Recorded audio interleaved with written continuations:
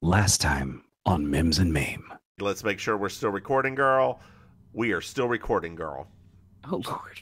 And now, the conclusion. The hole at the center of this donut. A donut hole in a donut's hole. Donut hole has a hole in its center.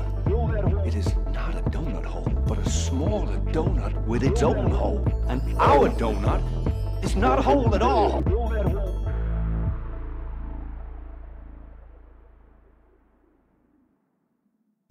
Hey, girl. Hey, with your hairstyle rooted in Jesus. Rooted in Jesus! Yay! My hairstyle definitely screams out tenor. Yes, honey. Yes. Yes, ma'am. Mine screams out no rhythm, so here we are.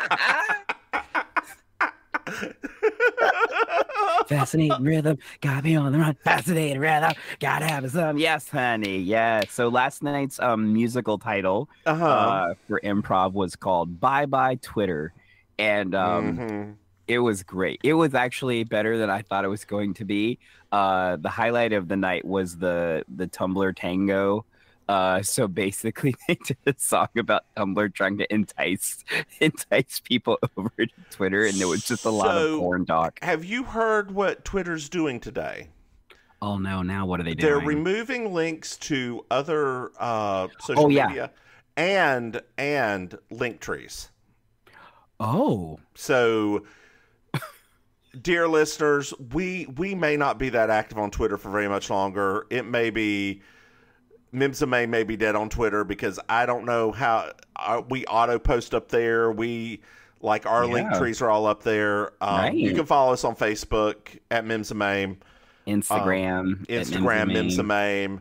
Who knew Meta would be the ones that aren't as evil as Twitter? It's really so that actually makes a lot of sense. I saw a post not about that, but a post in regards to that, and so I wasn't actually sure about the context of the post because it was like Linda Carter made a funny post about it. I do have a question though. I like questions. Is OnlyFans a social media? Technically, yes. Technically, treated as one. Anyway, because you don't actually have to. I mean, that is true. Actually, you're right because that could have some real implications. And a lot of people losing a lot of money. Right, like...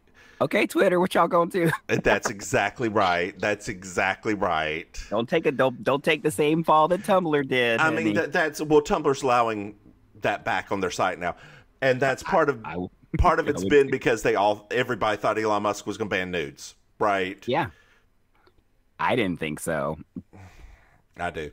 I think it's coming. I don't think or so. not coming, depending on how you look at it. Anyway, dear listeners, I don't think so because of all of the of his fan base. I don't think so. Dear listeners, we'd like to welcome you back to part 2 of our Christmas special while we're doing Knives Out. Numero dos. We're going to find out if there's going to be a numero trace or just numero dos after this. But thank you for coming back. Yeah. But before we get started, Maim, would you please open up a gift to find out what the next podcast we're going to do is? Dear listeners, we are going to do a new podcast called Mims and Maim Hidden Gems, where we go through some of our favorite ASMR. Some of our favorite smaller run TV shows. And if Maim can figure out how to get this thing open while put in a Ricola. Not sponsored. I'm just trying to do an ASMR. Well, you can't even hear it. So okay, never mind. Yeah, just get the damn thing out of there. Ooh, I'm reaching down into the sack. Reach down deep into that sack, girl. Pull it out. It's hard and angular. Oh. Ackum. Oh my God! Stop. Oh. So we're gonna do The Critic as our first run. You can watch it on, I believe, Tubi or Crackle, one of the two, with us. But it will be released on Patreon first, and then come out everywhere else later. So, dear listeners, this sitcom kind of changed. To be very honest with you. Yeah, it did. It changed our world. We were two very, very unusual young guys that did not have anybody around us that understood our humor, and then this came out. Yeah. And I learned something else about this. Yes. So, dear listeners, if you don't know anything about The Critic, it started off on ABC, made it through half a season, and got pulled over to Fox for a full season. Where it should have started to begin with. That's exactly right. Because he was a spinoff of The Simpsons. It followed The Simpsons as sort of the beginning of their animation Sunday, right? Yep. When they put it on to following it, Matt Groening lost his mind and said, "How dare you put this horrible show after my show and use the Simpsons as a lead-in for something that is destined to fail? How dare you?" Like, a tirade. Yeah, he was upset. He was. But, he's kind of right in that, like it is not as good as... Oh, no, it's not Simpsons. A good one. It was at the time. Yeah. However, with what The Simpsons has become, he doesn't really have that much room to talk. I mean, technically, it wasn't... When I go back and I think about some of the episodes of The Critic, right? I think to myself how much it was actually a little ahead of its time. It was. And some of its humor, if you look at the humor, it's kind of like Rocko's Modern Life, right? Mm-hmm. Rocko's Modern Life is the template for all modern adult animation comedies. Mm-hmm. But back then people thought it was weird. So it's like, I think in hindsight, we can look at it now, and this is probably a good time to do reflection on it now. It's like, that's true. Let's do this, because it's going to be, they predicted how ridiculous the Jurassic Park franchise was going to be. And there it is. And some of the jokes, some of the jokes do not hit now. Like, they are of the time. But that's lots of things in the 90s, though. I mean, think about Friends, for goodness sake. Poor Friends is getting raked across the coals now because people are like, oh, wow, you guys really let all this fly? Yeah, but Gen Zers love it. They love Friends. They adore Friends. It's very weird. I didn't like Friends then. I didn't like it either. It was something that we would put on, though, while we're waiting for better stuff to come on. Like Mad About You? Well,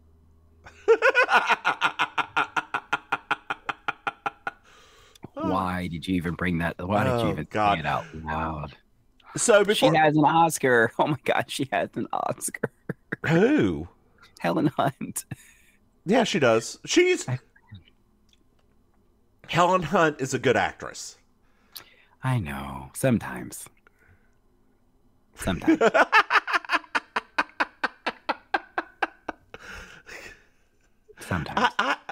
Look, she was great in Twister. Yes. It's difficult. It's not hard to shine in that movie. And she was good. I enjoyed as good as it gets. I enjoyed that movie too. No. I think that I feel like her winning the Oscar that year for that movie, I thought, you know what? If anybody deserves an Oscar, it's the person who had to put up with 7 months of shooting a movie with Jack Nicholson. I thought, yes, she deserves it. Yeah, you're probably right. Because that was like peak Jack Nicholson. That was when he was starting to get a little loopy. Yeah, that's fair. You've got a very good point there. Throw that woman a Schlosker. Just give her a Schlosker. So, girl, let's get into this. We'll start with a recap, but then we'll get into it.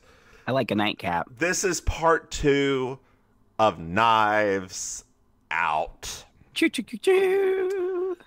So, previous, Harlan's dead. Linda had to work hard for everything. Marta's got some blood on her shoes. Walt has everything handed to him, but still wants more. Ransom we haven't met, but he was yelling a lot. Walt's son is a Nazi. Joni has been double dipping in Harlan's money. Did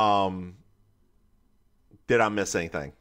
No, not so far. That's where we're kind of like at that established point now. And like we flashed out where Marta has blood on her shoes. That is she's sitting there after watching Murder, She Wrote. She's tapping her foot, and it zooms dead in on her with blood on her shoes. She got bloody shoes. She got bloody shoes, girl. She got bloody shoes. Come on, Cardi B, where you at? Do a cameo. Where are you at, Cardi B? Do a cameo. Could you imagine if, like, when they did the zoom, zoom, zoom, and then all of a sudden that song started playing? Oh, man. Speaking of zoom, zoom, zoom, did I ever tell you a story about that? About Zoom? Well, the song Rump Shaker. Anyway, I was at a wedding. I was at a white wedding. Not a white wedding. A white wedding. White people. That was up on a hill in Philadelphia. Okay, we were in a park at a Underground Railroad stop, like the last stop in the north before Canada in Philly. It's a museum and it's a huge park around there. Okay. It's beautiful. Like it is beautiful, and you look over the park. It is absolutely gorgeous. But the house that's there was the stop. Anyway.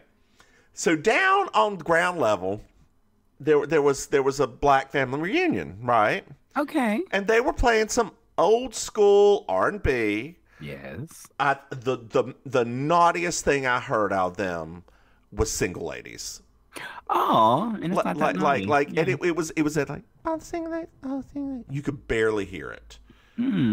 Well, the white people were like, oh my God, that music is too loud.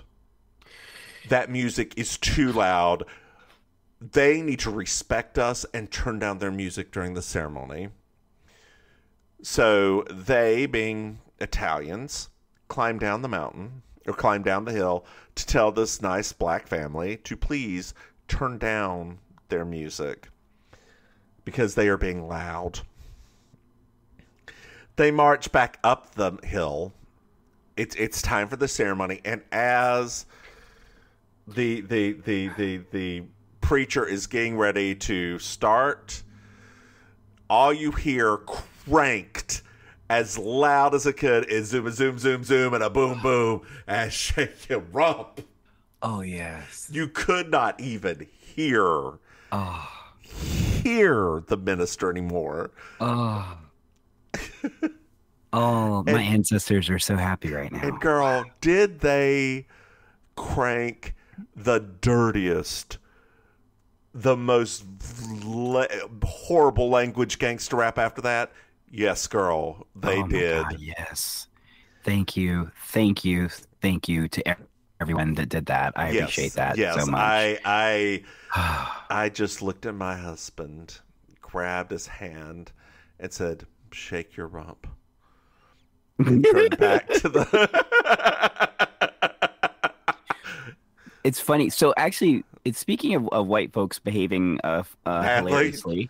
So this past Thursday, while we were doing karaoke, we had a large influx of people suddenly, and my hosting partner Carlos discovered that we were the after party for a conference for pediatric doctors.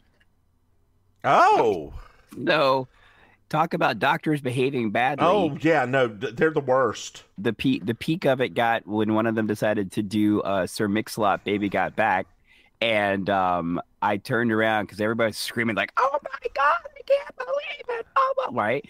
And all that was happening when I turned around was one particularly drunk white lady was basically like doing the butt. Like she was just shaking her butt. That's all she was doing. She wasn't.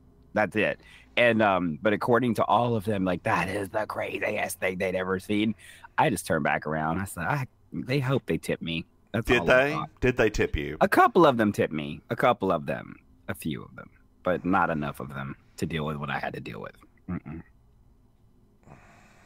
My ears are still recovering from some of those notes. Girl. Was there any country sung? There was a couple. Okay. Not a lot. So I'm guessing they're probably not from like the flyovers. Okay. so there wasn't a lot of that. There was just a lot of angsty white girl songs combined with the black songs that are okay for white people to like. I will always love you. Yeah. A lot of that. So single it was just, ladies. It was just like, oh my God, yes. I feel like we're on $10,000 pyramid. I'm trying to get basically black songs that are okay for white people to like. It was just a lot. So it was just very funny. Thriller. Every time they started screaming like something crazy was happening, I would turn back around again to see what crazy thing is happening. Sitting by the dock of the bay, wasting time. So just FYI for you to know this about that song, when a white dude wants to show off for his lady, that is the go-to song. I don't know why. I just noticed because they can whistle. Anyway, we're at the security shack. Hey, Shack. And they're watching a video of the night that Harlan died. Yes. Just see if anything happens. Mm-hmm. And Marta takes the video. It's like I'll deal with this. I'll hold on to it now. I'll hold on to the video for you. Because previously she parked in the woods. She couldn't remember if it was before or after the white elephant she was supposed to like park. Mm-hmm. So she's going to try to deal with this video. So they're searching in the woods, and they're searching for Ransom because they think that he's that like we find out that everybody's looking for Ransom. Nobody knows where he is, but they have an address. Yes. 10 Canoke Street. We know that he's at 10 Canoke Street, wherever the hell that may be, right? They're looking at the footprints. There's footprints in the mud, and Marta is like, they tell Marta to stop, and she turns around. And she walks back over the footprints and like destroys them, like absolutely ruins them. That was the best acting the whole time. Yeah. What do you mean? What? I should go backwards to forwards? What? So the dogs are let loose, and we find out the dogs are very happy to see Marta. Okay, they love her. They love her, and the dogs turn back around. As Linda's parking, we learn that the dogs absolutely love Linda, too. Exactly. So, little hint, they probably didn't kill, neither one of them probably killed Harlan. Mm-hmm. One little side thing that Marta does is she also takes a kitchen magnet and rubs it up against the tape to destroy the tape, right? I love when she did that. Girl, I wonder... Do you remember back in the 90s? We received a porno tape from someone. Oh, yeah. I am wondering if that is still somewhere in my house. Oh, Lord. I don't think so. I don't know. I think I took it back. I made a copy. You crazy?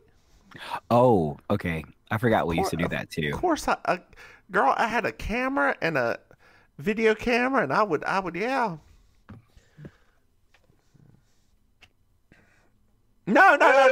No, you, okay, no. That sounds like I took a video of the thing. That's not what I meant. I used one on the record and one on the play. I know. I was just a visual for picture my teenage ass sitting there with a little camera. I knew that that's not what you did, but just the visual that evoked. God, I mean, I'm glad I didn't. You think you could? Oh my gosh, that would have been amazing. Oh, that would have been. It would have been. It really would have been. I have a bunch of Betamax videos too. I wonder. Lord. Can you even find a player or something for those? I made some joke about Betamax the other day, and somebody looked at me like, "What is that?" I was like, "I'm old." Have they not watched Cowboy Bebop? I guess not. They wouldn't realize. They wouldn't remember that stuff anyway. Okay, I guess that's true. Yeah, but it's just funny, like, because somebody was making some kind of joke, and I was like, "Oh, it was probably on Betamax," and they were just like, What is a Betamax? Yeah. So what is a Betamax? Who is this Betamax you speak of? Is that movie from Disney with the giant white thingy? Well, the wheel ringing's going to be at 10. Okay. Oh, okay. Okay. So, Marta and Blanc head to the study. Mm-hmm. And then Ransom shows up. Oh, ho, ho. Oh, you show up now. And the dogs bark at him. What?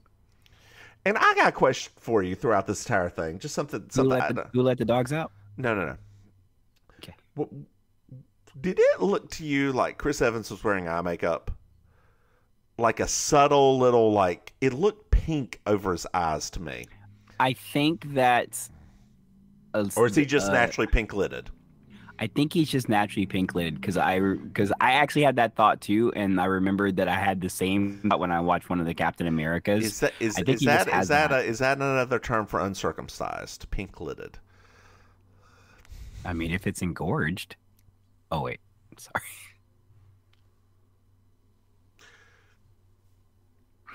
Oh, I should not. I should just stop talking. Girl, I need to read to you a message. Dear listeners, my father is a sociopath. And so part of the reason this, my father had to have an adult circumcision because he got infected. But that's beside the point. Yeah, girl, yeah. You ain't never told me that before. Oh, Lord, he was out for 2 weeks. Adult circumcisions are no joke. Okay, dude. I don't know what happened to him. I don't remember. I think he got a zipper cut and like... Oh, Lord, it got infected? Yeah. Lord. So my father just sent me a message, and I'm going to read it to the people because this is how sociopaths act. Keep in mind, I have not spoken to my father since I was 21. Sounds right. It's been a long time, girl. It's been 2 decades. But I do keep him on Facebook so he knows that I'm alive, right? So he can see that I see the messages and like because otherwise he starts bothering my friends like Maim. That was so weird. Here we go. Are you still alive? Please let me know. I am. And it's time for us to get together. Time is fleeting. So man up and let's get tough. I'm sorry. What? What? He did not. So I had to explain to my mother what like my mother was like, well, you know, your dad is getting older. Maybe you want to talk to him. Maybe you want to see him. I was like, Mom, my father's a sociopath. Like, and the reason he says this is not because he wants anything to do with me necessarily. He just wants to make himself feel good. And seeing me would make himself feel good. There is no empathy there. It is not related to me at all. And like, I'm a failure in his life because he failed. And he's trying to fix that so he didn't fail, not because of my own feelings towards the situation. Girl. And I don't think my mother's ever like had it explained to her that way, and it kind of made sense. So after I mentioned that, she quit bringing it up. Girl. Yeah. I mean, the fact that he put man up, I'm like, oh my God. Yeah, and like not that my father was ever actually diagnosed with sociopathy, but I mean, most people aren't. That's true. Most people don't actually go to get any sort of professional help. Right, exactly. Because that professional help has to happen very young for it to have any kind of impact, really. Like it is. Oh, Lord, that right there is that's the hoot of the day for me, honey. That right there is man up. Man up. Just oh Lord. You said that's the wrong bitch right there. That's what I was like. But man up, like. Wait, it's like a category on Jeopardy. Things to say to the child that you don't actually know. Man up to the homo child you don't actually know, right? Like, right. God. Man up to the kid that's successfully living their life in their 40s with a home, a spouse, a great job. Sure. Okay. All right. Yeah. But still, you're still tweaking at that childhood trauma. Thanks, Dad. Oh, gross. I can right now, if my mother's listening to this podcast right now, I can already tell you that she's sitting there with that face, that face that our family gets. Just then, I knew it then. I knew it then. I just knew it. I knew it. Oh, God. Anyway. This is actually great for family trauma. This particular movie. This is a wonderful I know. deep dive. So we find out that the Nazi boy was in the bathroom, and all he heard was Harlan saying "my will," and Ransom saying "I'm warning you." Mm-hmm. And Ransom's in there, and he just turns to everybody in the room, and is like, "Eat shit, all y'all eat shit. Just eat shit, everyone." Ransom, honey, do you need a glass of water? No, I'm good, thanks. Oh, all right, great. So Fanny leaves the house and just looks and says "asshole" as she's leaving. Don't know what that's about. We don't know yet, so. But outside the Blanc and Marta are just sort of walking around. There's some comedy where the dog brings a piece of the porch to Marta, or the piece of the trellis where she'd climbed up the day before and broke it. Yep. And so it brings back, she throws it away. Well, that dog brings Blanc part of the trellis. So he finds the fake window that Marta entered and exit out of, right? Mm-hmm. So we're at the will reading. All the families in there.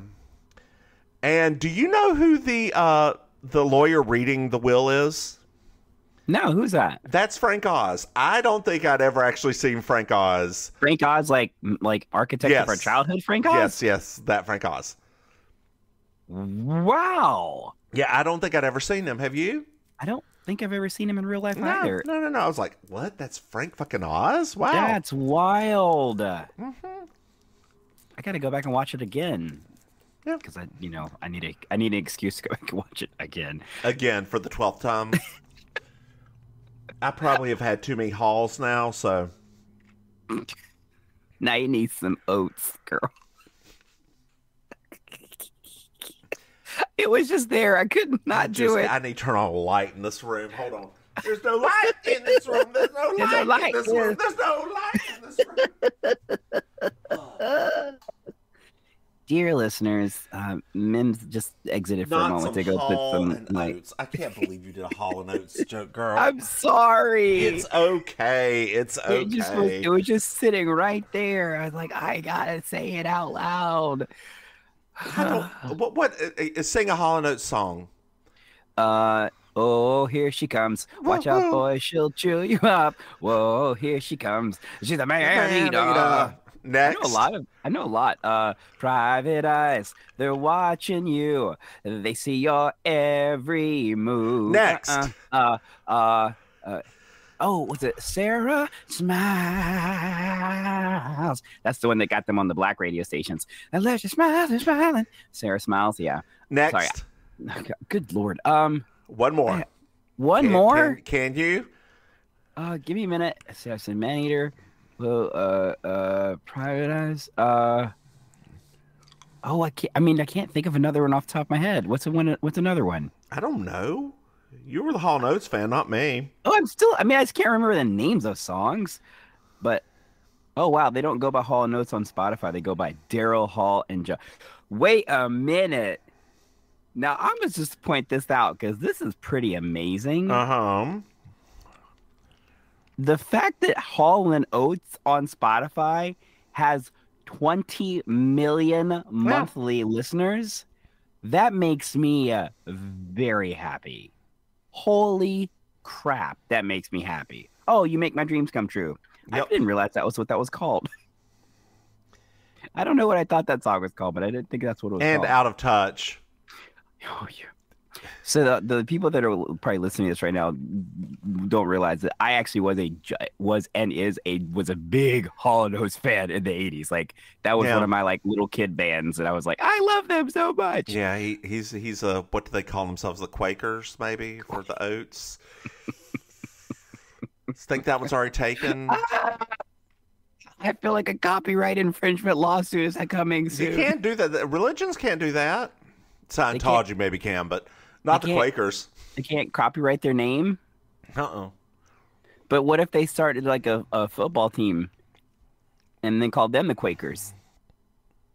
Okay. Could they copyright the Quakers there? Well, the Quaker Oats are already there, too.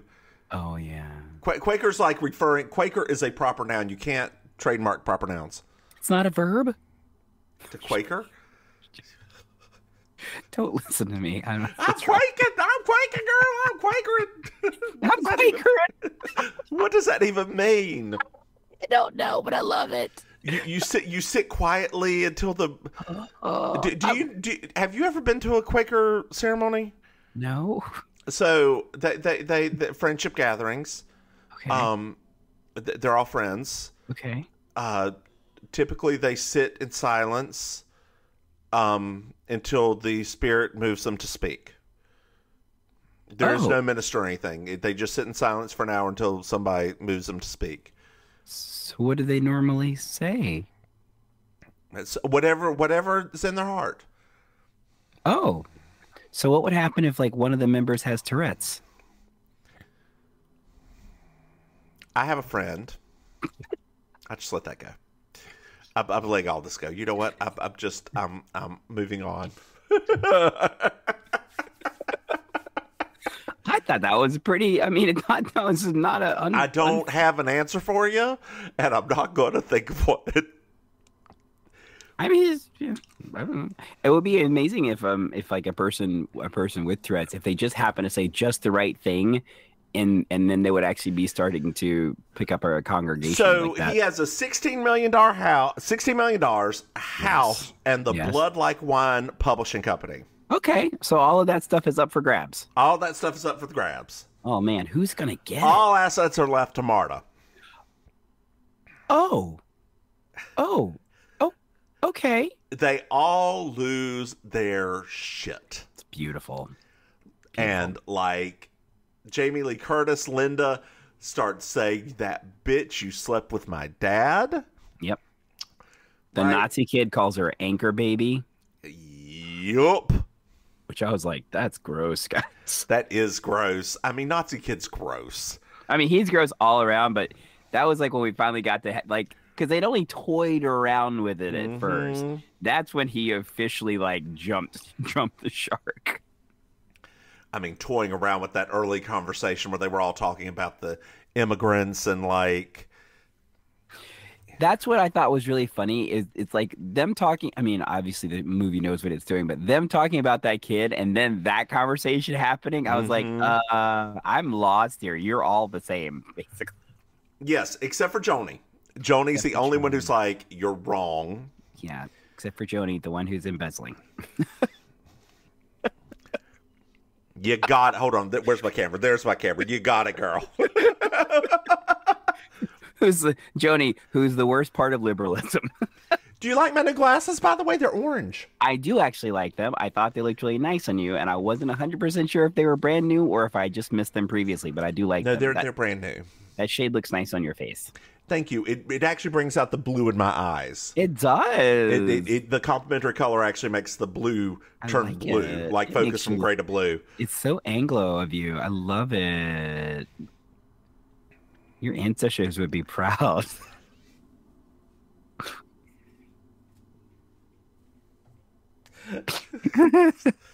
Just can't even.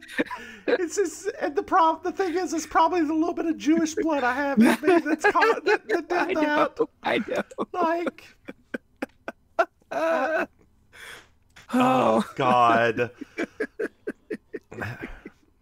Because I've got a little Ashkenazi Jew in me. Who doesn't? So, girl, I was at gay poker this past week. Yes.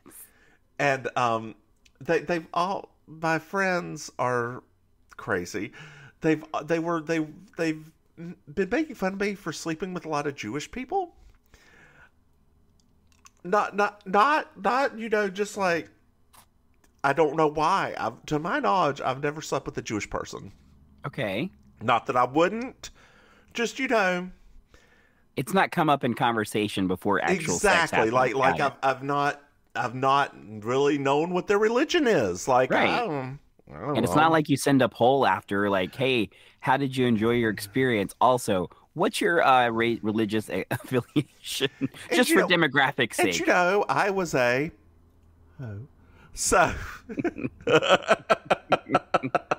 Your mama don't listen to our podcast. You can say it out loud. Oh yeah, I had some fun back in the day. Anyway, so we as I was leaving gay poker, one of the people who don't know me that well screamed out "Happy Hanukkah," and I was like, they started laughing. Or like, he's not Jewish. He's like, oh, I just thought that.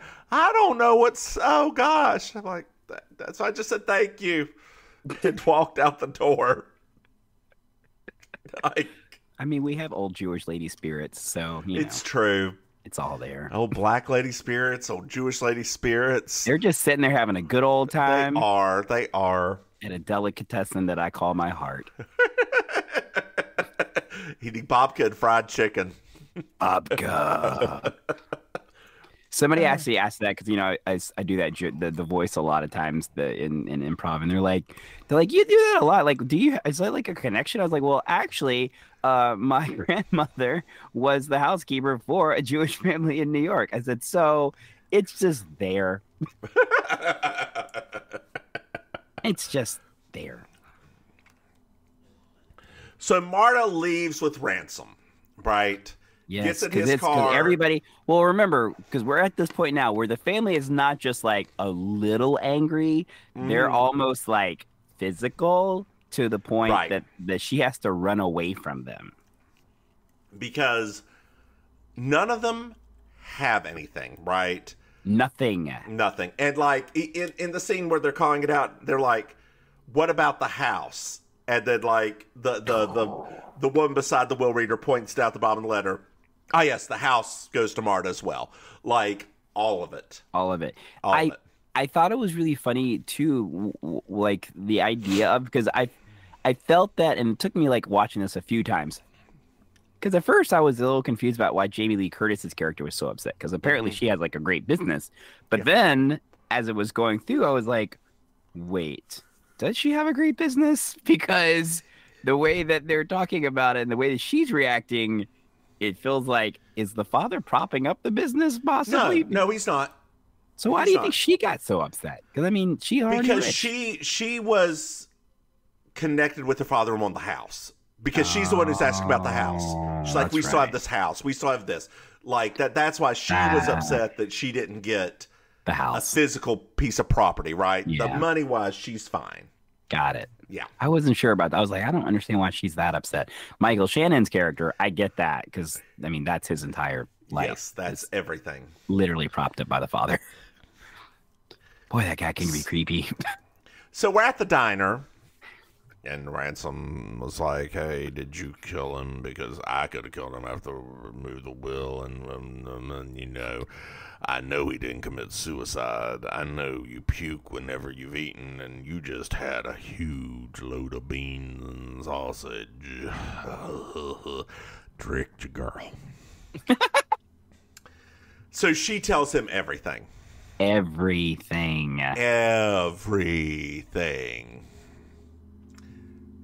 You told everything. Yeah. Yes, girl. Tell it, girl. You told everything. I'm just semi-voguing over here, y'all. They can hear the slapping. Oh, God. Exclusive. Club 96. Club 96. Oh, God. Oh, God. Girl, so I listened to our other Christmas podcast, like the one of Santa Claus, which you should go back and listen to. I did. You did? All three of them? Okay, good. Okay, good. They are, dear listeners, if you skipped over them just to get to this, they're pretty good. Like they are. We were on. We were off. We were on. we did not want to be there, but we did it for y'all. We were so appalled by that movie at that point. Well, Mrs. Claus has a sex cult. There's some racist reindeer who just don't want to go to Ethiopia because they're scared of black people. Oh my gosh. Something is wrong with us. It's true. So we're at the house. We're back at the house. Back at the house. The family's having conversation with the lawyer, and they're like, well, she won't get anything if she does this. The lawyer's like, no, that doesn't apply. What about this? So that doesn't apply. What about if she killed him? And he's like, well, no, she wouldn't get anything if you prove that she killed him. And then he's like, but I'm done here. Like, do y'all need me? No. Okay, bye. I'm gone. Whatever. Y'all figure this shit out. Deuces. Deuces. Drops that mic, walks out the door. Last we see of Frank Oz. Yeah. So we're back at the diner. Hey, girl.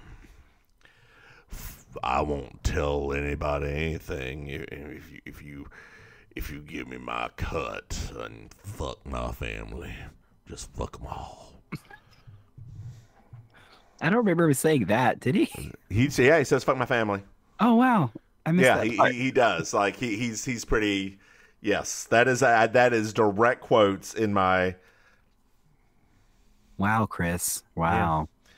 Yeah, he's come a long way from was it Date Movie? What was the one where he had the whipped cream with the two cherries and the banana up his ass? Yes.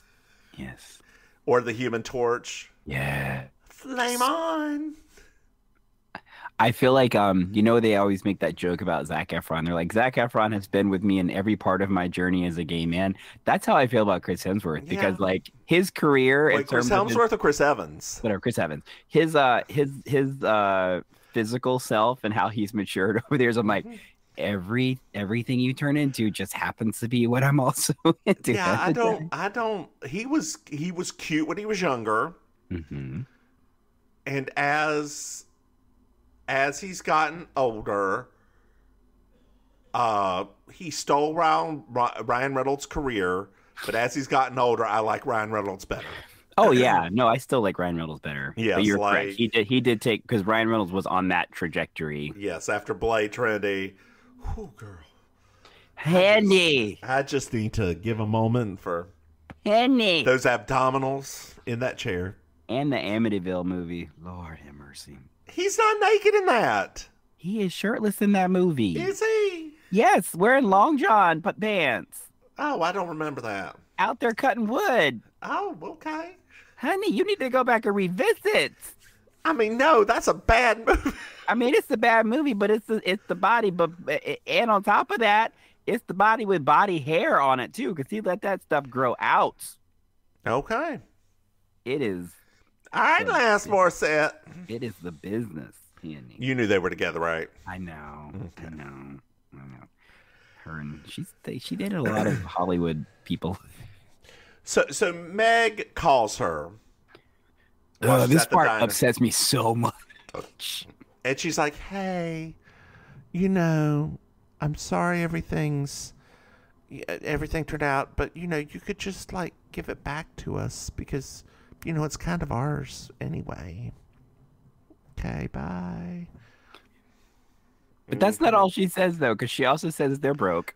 She also says that she's worried about school. She also says, and essentially it is the reverse of the conversation that she had with Marta that we talked about in our previous episode. That's absolutely true. But Marta does say that Meg does not have to worry, that she's going to handle her school for her. Yeah, no, she said the exact same thing. She said, Wait. But my family. Right. Nah, girl. Nah. It is kind of nice that little Nazi boy will have no money, though, ain't it? Isn't it nice? It is. You're like, oh my gosh, you're just going to end up just where you should. And also, we talk about what's her doodle, Walt's wife. What is her name? I don't remember her name. She's in Wednesday as the psychiatrist. Therapist. I love her. Yeah. Did you ever watch her and the other girl? Are you familiar with her? Yeah, what's the show called? I always want to call it by that other two girl show, but it's not that one. So they had a band too. Like right. They were a band before that. Yeah. If you find any of that stuff, it is hilarious. They did a little thing at a bar. Who said it? Kanye or Hitler? And this was about 5-6 years ago. Oh wow. Yeah. So it's pretty funny. Oh wow. Yeah. Yeah, they predicted it. So we're at Marta's house, okay? And TV reporters are like bombarding them. She's like, her mom's like, did you win all this money? What about me? You know, I'm undocumented. Is everything going to be okay? And she's like, Mom, I'll handle it. Her mother is flipping. Yes. Ouch. You just stay low, stay in here. I'll handle it. I'll handle it. So then we pan over to the mansion real fast. And Blanc meets old Mrs. Thromby and just sits down with her and is like, honey, I know it, like he's talking to her. He's like, I understand if you don't want to talk, but I'll just sit here with you a while until you decide to, ma'am. Ransom? What? No, sorry. This is Ransom. I'm just being Blanc. He has a little gravel in his voice, doesn't he? He does, but you actually do it really well since you already have a very effete Southern voice. Do I have a strong Southern accent? I didn't know. Okay. I'm joking. I know joking. You're joking, but for a moment there, I'm pretty sure the audience, for just a second, thought, "Is he kidding?"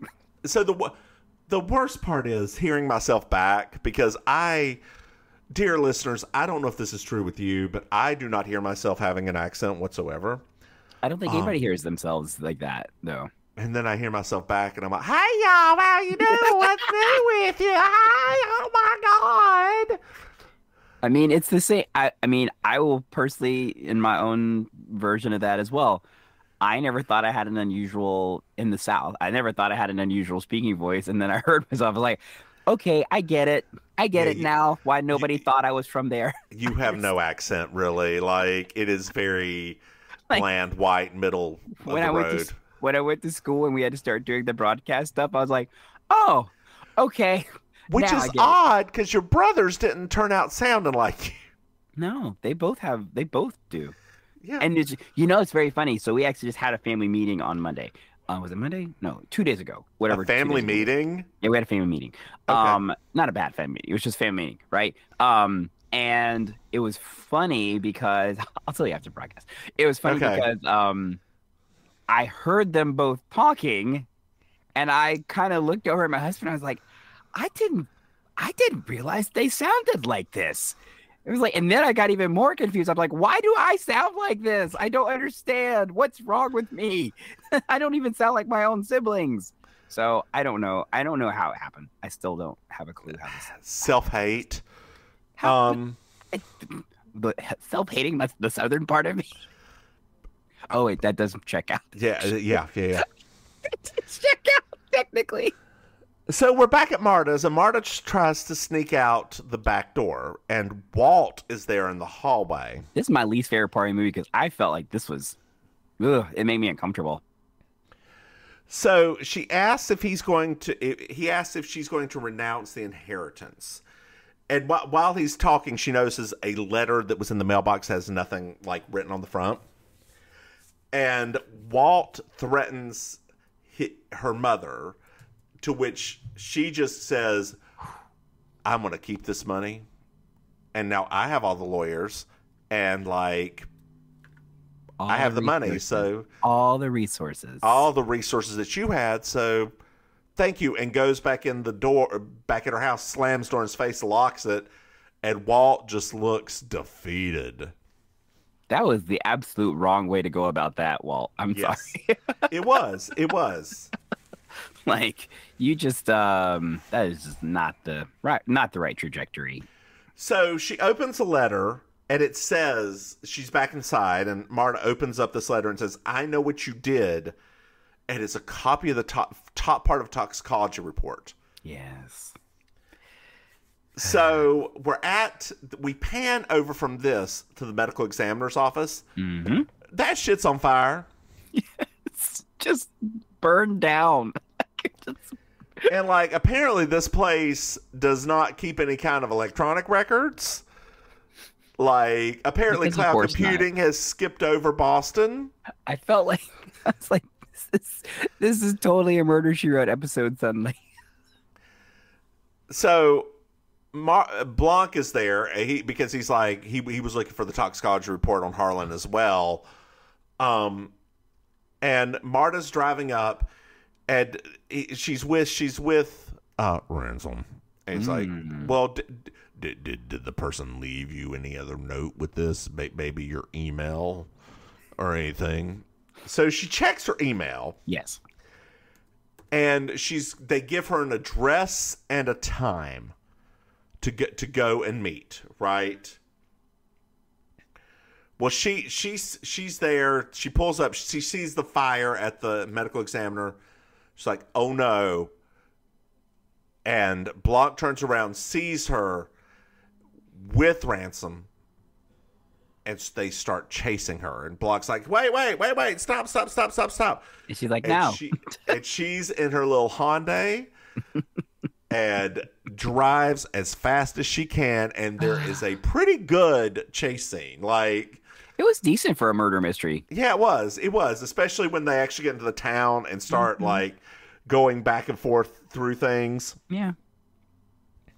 So they finally go into a parking lot, and Marta like gets out and she thinks she's safe, and the police are there, right? Because it's a realistic chase scene, at least. That's what I really loved about parts of this movie, is that it did, obviously the guy that made the movie did that on purpose, but I love that they did not have anything be illogical. Right. Absolutely. So they take Ransom in, and LeBlanc joins Marta. Mm-hmm. Like he first LeBlanc asks something about Marta, and she throws up in a in a cup when he doesn't see her, and then he joins her. Which, why he can't always smell this puke, I will never know. Especially in this scene, I was like, wait a minute. Yep. Because vomit has a smell to it. Yep. And that ain't nothing but a little McDonald's cup. That ain't gonna hold back the smell. Come on now. So they're driving back to the mansion, or to the police station. And she's like, well, I need to do a little pit stop because it's 10 a.m. And so she goes to Columbus Street with LeBlanc, parks out front, and goes through another building, goes around back, and it's an abandoned laundromat. Interesting. There's a case with all the documents in it. Uh-huh. And, well, no, it's a case with her, like, vials in it. It's her milk case, which was stolen earlier. Right. And there's someone in the chair. Who is that? Well, she pulls off the thing, and it's Franny with a huge spider crawling across her face. Oh, like a tarantula. Oh, I can't stand it. Actually, that could happen in Western North Carolina with those fucking wolf spiders out there. Oh, we have giant ones like that here too. There's actually one right outside my window right now. It is about the size of about 4 quarters together. Yeah. You wave at it and say hello. I do that. I made a decision. I'm like, I'm not gonna be afraid of them because they keep telling me that they're afraid of me too. So they aren't. Okay. Who told you that lie? I They won't hurt you. Typically those kind of spiders won't hurt you. Okay. Right? They're not. It's not that they're not afraid of you. It's that they just don't want anything to do with you. Okay. That's just okay. That makes it better. You are not what they are after. Cool. Dear listeners, you may not know this, but I have a very, very, very, very strong fear of spiders. So that's why. Oh, you and me both, girl. Yeah. I don't. I think that's how. If I do have a heart attack, I think that's what's going to happen. By the way, I honestly feel like one day, and I can say this because this happened recently. One day, I accidentally walked into some webbing that I didn't know was there. And the feeling that I got, I thought, one of these days, that's going to go too far because I screamed and I live in a suburban neighborhood and I'm almost certain people thought some person was being attacked because it was too much. Were. I was attacked. Girl, I was walking downstairs of my house. And I'm just walking along. It was first thing in the morning, and just a little tendril right in front of me comes down with a spider, just saying hello. And I'm like, oh. I just turned around and went the other way to the kitchen.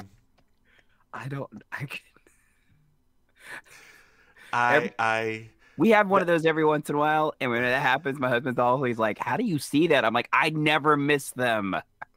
Oh no! This was a spider. Like spider. A spider. Not one of the little like. Oh no! Like long-legged house spider. So this was spider. I would have burned the house down. I don't. Dear listeners, judge me if you must. I don't kill them. Me neither. I let them be in the house because I don't want mosquitoes or other bugs in this house. Right. Like as long as they're not like on me. And like not in the way of stuff, I'm like, I'm not gonna. And so that's the thing. It's like I don't want to do that. You know what bothers me more than spiders? There are two things that bother me more than spiders: cockroaches. Okay. Which we have. I live kind of in the woods, so I have like the American wood roaches that don't even want to be inside. They don't. Like, and so you just take them back outside. At least that's what I do. And the fucking oh god, what are they called? Earwigs. Oh, I hate. And all earwigs are, dear listeners, if you didn't know, they are wingless moths. That is what they are. I don't want those weird ass creepy things anywhere near me. I don't like bugs. And scorpions. I don't like scorpions, but luckily we don't have very many in North Carolina. We don't have a lot of those down here either. We have one that is so tiny you wouldn't nearly need a microscope to see it. That's about it. Can't sting you, so... Let's move on. I can't talk about bugs. Let me tell you what happened today. I put out some bird food and freshened up my bird bath today. You are in the woods. Good Lord. And I'm not. I mean, the main street's right in front of my house. But like, I had some bluebirds come by and they looked a little hungry, so I decided to feed them. The bluebirds. Yesterday, as I was doing that, I looked up and there was a crow that was cawing at me, and I just said, "Hey, don't worry, there'll be some food in a minute." So today, I go outside. I look outside as my husband's giving his piano lesson, and I look outside, and there's like a murder of 5 crows out there. Yes. I was like, "Hey, babies, welcome to your. I love you. Oh my gosh, it was meant to be. I love crows so much. They're so cool looking. You're an ally now. I am. I'm so jealous. I want them to bring me sparkly things. I hope they do. Dear crows, if you're listening to this podcast right now, bring me sparkly things. Bring me sparkly things. I know that you have stolen an iPhone at some point in your life, and you figured out how to get in there. And of course, you subscribe to both Mims and Maim Baking Sugar and Mims and Maim You Slay Me. And followed us on Instagram at Mims and Maim. And at Facebook at Mims and Maim, and became a patron at patreon.com, Mims and Maim. Those are the smartest crows, They are, ever. But I'm just asking for a sparkle, just a little sparkle too. Just a little bit, honey. Just a little pearl of Everybody some needs kind. Right? Pearls. Exotic emeralds. Emeralds, yes. It's almost garnet season. I'll be happy to get a bottle cap. Look. But whatever. We got so off topic. We did. So there's morphine on the floor and a letter that just says you did this. So Marta thinks for a second about either leaving or staying, but she calls 911. Yes, because she's a good person. She is a good person. A good person. Yes. So we're at the hospital now, and Marta has decided she's going to tell the Thrombies that she's going to give it all up. And Blanc's like, I don't think that's a good idea, but you can do whatever do what you got to do, girl. Do what you got to do. So on the ride back, Marta tells Blanc everything, just all of it. So they're at the house. Meg apologizes, and there is like, well, I think that Fanny probably kept the actual tox report in her secret stash drawer. So they go in there, they pull that out. She hands it to Blanc to have. And as she's going over to tell the family she's going to give it all up, Blanc cuts in, like, no, absolutely not. You did not do anything. Absolutely nothing. And Mrs. Thromby laughs her ass off. Just absolutely laughs her ass off. So we're in the other room. Oh my God, where'd it go? Sorry, I hit a button and it got all screwed up. And Blanc has figured it all out. Ransom shows up and they start talking. And Blanc's like, Ransom, why'd you hire me? So he goes through a little bit of a recap. Harlan told Ransom everything. He goes up and sneaks upstairs, switches the meds, right? Takes the naloxone out so Marta can't even save him. And Marta knew which vial was which. She had never poisoned Thromby. If he had just let her call 911, he would still be alive today. Yep. What is this? When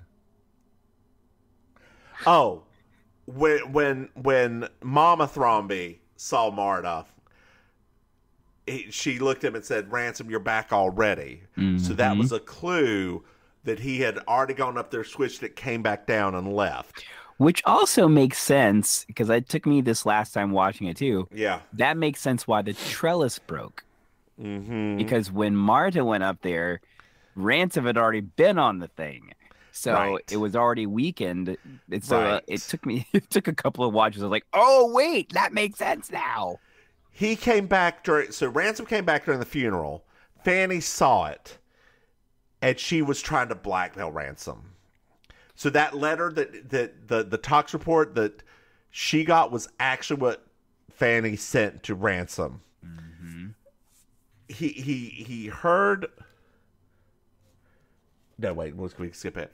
And as what Fanny said to her was not you did this, but Hugh did this, which is what Ransom made all of the servants call him. Rather than Ransom, made him call him by his first name, Hugh, because he's an asshole. Yep, all of this peeks into how much of an awful person he is. Ransom also destroyed, that's what his destroyed office. He also destroyed set the office ablaze. He went on a spree. Yeah, he went on a spree. So there's a phone call. There's a phone call from the hospital for Marta. Fran's alive. Oh my God, that's so great. I really thought she was going to die. She seemed really like she was going to die. So Ransom loses it. Absolutely lose it. He admits to all this and like switching the stuff now that Franny's alive and all of that. and all of a sudden, Marta throws up all over him. Yes. Because Franny was actually dead. And it looked really real. Committed murder. And confessed to it. They have a recording of him confessing. He picks up a knife, runs at Marta, and from the beginning of the movie, we learn that he can't tell a real knife from a prop knife, and stabs her. Knocks the ground and stabs Marta. But it's a prop knife. It's Chekhov's prop knife. As Ransom's being pulled out and into the cop car, his dad is trying to bribe the cops with like wads of cash. Just absolute wads of cash. Linda finds the letter. And it ends... Go through how she discovers it though, because we have that's part of it, because it's the same. She sees the same envelope from the first episode that we talked about. Yes, it's the same envelope with the L. Note. She sees a blank note. She just takes her lighter as she's lighting up a cigarette, puts it up underneath, and the letters appear, and she reads it. And as she's looking out over everything, Marta comes out on the balcony, and the entire family just turns to look at her. And smokes. Linda. Oh, Linda. And the very end of it is basically Block talking to her. It's like, well, how do you know that it wasn't me? And he's like, well, you know, a real killer would have been better at cleaning their shoes. Do-do-do, do-do-do, do-do-do-do, do-do-do. Do do do do do do do do do do. Oh man, that was a fun one. That was fun. It really was. Like that was a hootenanny. I love that a lot. Like I mean, it's funny. Some movies you do, they're not as entertaining after a couple of times, but this one is like you always find new stuff when you watch it. Right. It's absolutely true. I wonder what we're going to do next year. I don't know. Dear listeners, if you're a Patreon, send us some suggestions, right? We love suggestions. We like suggestions. We love notes. We love 5-star reviews also. Yes. Oh, yeah. Well, 5-star reviews, absolutely. You know what? Let's see if there are any more reviews. There probably won't be, but who knows? Oh, no. Did it? Oh, log in to Pod Rover. Log in. Oh, no. I need to update my account, Maim. Oh, no. Let's go. Hold on, Maim.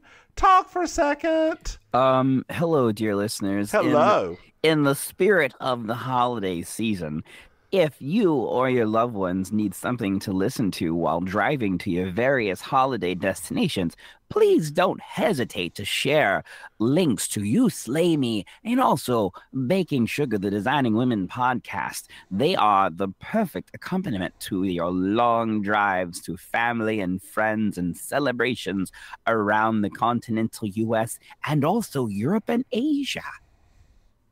And Antarctica. Oh, no. Pause. Karaoke at Killer Idol in South Beach, Miami. You can also find me performing with the Villain Theater Improvised Comedy Theater in Miami as well. More about them at villaintheater.com. Various stand-up gigs and things like that around South Florida also. How about you, Mims?